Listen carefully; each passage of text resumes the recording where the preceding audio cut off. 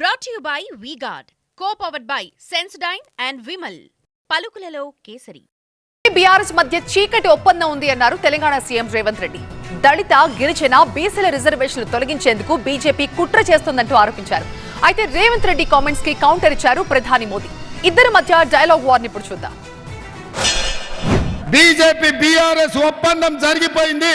చీకట్లో మాట్లాడుకుంటూ గూడు పుటాని చేస్తుండ్రు. ఈడ అమాయకుని అనామకుని బీఆర్ఎస్ వాళ్ళు పోటీలో పెట్టిరు. బీఆర్ఎస్ ఆయన్నే మీ ఉన్న అనకొండ మీ కబ్జా కోరు ఇవాళ ఈ ప్రాంతం నుంచి ఉన్నాయన ఇవాళ తీసుకెళ్లి వాళ్ళ దాంట్లో నిలబెట్టిరు. ఈ ఎన్నికల్లో బీఆర్ఎస్ బీజేపీ వేరు వేరు కాదు, ప్రజలకు చూపించడానికే ఇవాళ వీళ్ళిద్దరు వేరుగా ఉన్నారు.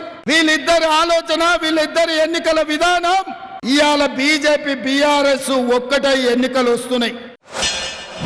कांग्रेस बीआरएस दोनों अलग नहीं बल्कि दोनों एक ही करप्शन रैकेट के मेंबर्स हैं. कांग्रेस बीआरएस का ये करप्शन रैकेट कहां तक फैला हुआ है ये दिल्ली के లీకర్ స్కామ్ से भी पता चलता है.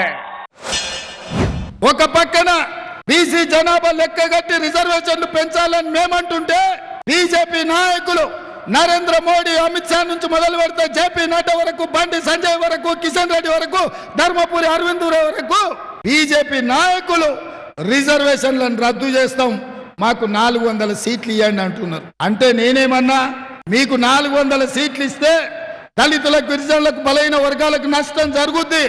ఈ నష్టాన్ని జరగనిచ్చేది లేదు. ఎస్సీ ఎస్టీ బీసీల తరఫున మేము కొట్లాడతామని నేను గల్లీ నుంచి ఢిల్లీ వరకు అందరితో మాట్లాడిన.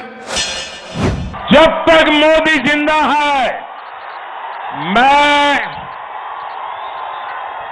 दलितों का आरक्षण, आदिवासियों का आरक्षण, ओबीसी का आरक्षण, मुसलमानों को धर्म के आधार पर नहीं देने दूंगा, नहीं देने दूंगा, नहीं देने दूंगा. Brought to you by V-Guard, co-powered by Sensodyne and Vimal. పలుకులలో కేసరి.